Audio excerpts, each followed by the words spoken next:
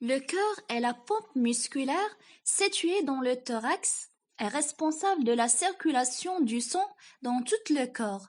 En moyenne, au cours d'une vie, le cœur se contracte plus de 2 milliards de fois. La circulation du sang a un rôle dans la nutrition, dans le transport des gaz respiratoires, dans l'élimination des déchets, aussi dans la défense de l'organisme, ainsi que dans l'équilibrage de la température.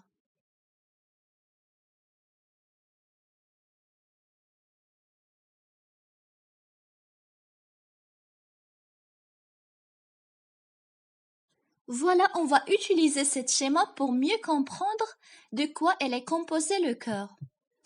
Le cœur est divisé en deux parties, un cœur droit et un cœur gauche. Ces deux cœurs sont séparés l'un à l'autre par la cloison cardiaque. Le cœur gauche et le cœur droit comportent chacun une oreillette et un ventricule. Le cœur gauche comprend l'oreillette gauche et le ventricule gauche. Un orifice auriculo-ventriculaire comprend une valvule mitrale qui joue un rôle important dans le passage du sang. Au niveau de la face postérieure de l'oreillette gauche, composée des veines pulmonaires. Le ventricule gauche, en avant et à droite de la valvule mitrale, comprend une grosse artère nommée artère aorte. Au niveau de l'artère aorte, située une valvule aortique dont le rôle est d'empêcher le retour du sang de l'aorte dans le ventricule gauche.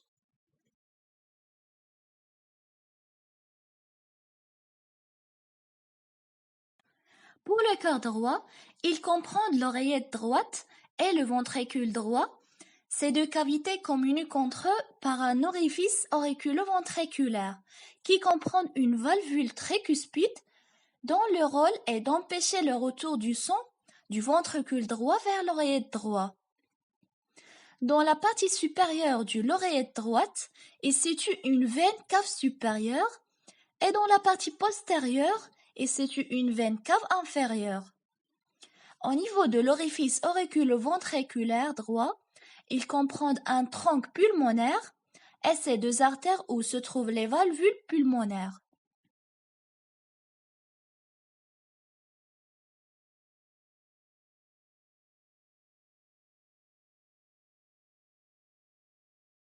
Comment le cœur fonctionne?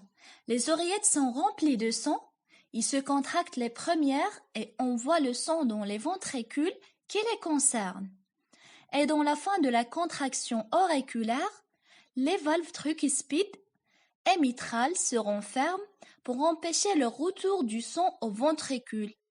On parle de la phase systole auriculaire, qui est due à une contraction de faible puissance. Ensuite, les ventricules vont se contracter et propulsent le sang grâce à l'ouverture des valves aortiques et pulmonaires. Sachant que la systole est suivie d'une période de repos, on parle de diastole qui va permettre aux oreillettes de se remplir d'une façon passive. Généralement, le cycle cardiaque est constitué de deux phases, systole et diastole.